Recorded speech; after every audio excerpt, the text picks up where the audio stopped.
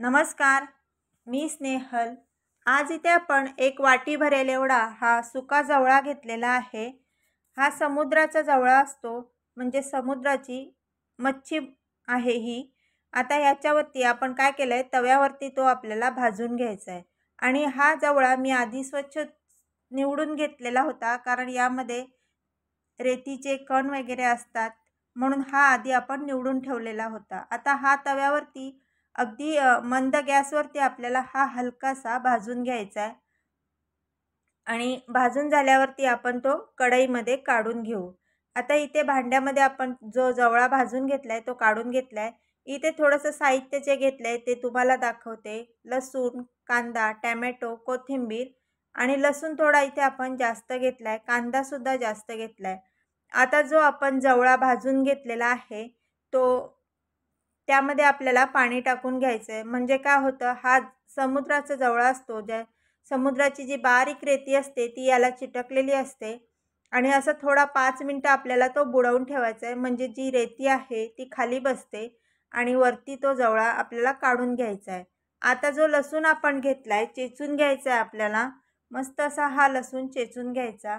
कढईमध्ये तेल टाकून घ्यायचं आणि त्यामध्ये आपल्याला जो आपण लसूण चेचून घेतलाय ना तो इथे आपल्याला टाकून घ्यायचा आहे। आता या रेसिपी करता लसूण थोडासा जास्त वापरायचा। आता ही रेसिपी तुम्ही बघतच आहात तर पटकन एक लाईक करा आणि मला कमेंट करून सुद्धा सांगा की माझ्या रेसिपी कशा आहेत आणि तुम्ही कुठून बघताय। आता आपण जो कांदा घेतलाय तो लसणावरती टाकून घ्यायचा। लसूण चांगला गोल्डन होऊन द्यायचा आणि कांदा सुद्धा आपल्याला मस्त फ्राय करून घ्यायचा। कांद्यामध्ये थोडंसं मीठ टाकायचं, म्हणजे हा आपला जो कांदा आहे तो लवकर गोल्डन व्हायला मदत होते। अगदी खूप आपल्याला फ्राय नाही करून घ्यायचा कांदा, थोडासा फ्राय करून घ्यायचा आणि मग त्यामध्ये आपल्याला टॅमॅटो टाकायचा आहे। अशाच माझ्या नवनवीन व्हिडिओ बघण्यासाठी माझ्या चॅनलला सबस्क्राईब करा आणि जास्तीत जास्त कमेंट करा, व्हिडिओ जास्तीत जास्त शेअर करा। आता हे आपण इथे 2 कोकम सुद्धा टाकलेत, कारण ही रेसिपी नॉनव्हेज आहे आणि नॉनव्हेजमध्ये कोकम आंबट टाकलं ना तर त्याचा जो वैस वास असतो ना तो येत नाही।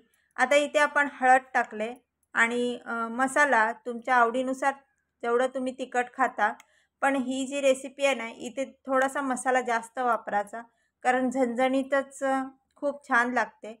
आता मस्तपैकी हे फ्राय करून घ्यायचं आहे मसाला आपल्याला। आणि जो आपण आता हा जवळा आहे ना हा वरती तरंगलाय आणि तो असा पिळून घ्यायचा आपल्याला, म्हणजे त्यातलं पाणी जे आहे ते पूर्ण काढून टाकायचं आणि तो जवळा या कांद्यावरती आपल्याला टाकून घ्यायचा। अशाच प्रकारे मी सर्व असा पिळून घेतलाय आणि खालती बघा तुम्हाला बारीक रेतीचे कण शिल्लक राहिलेले दिसतील।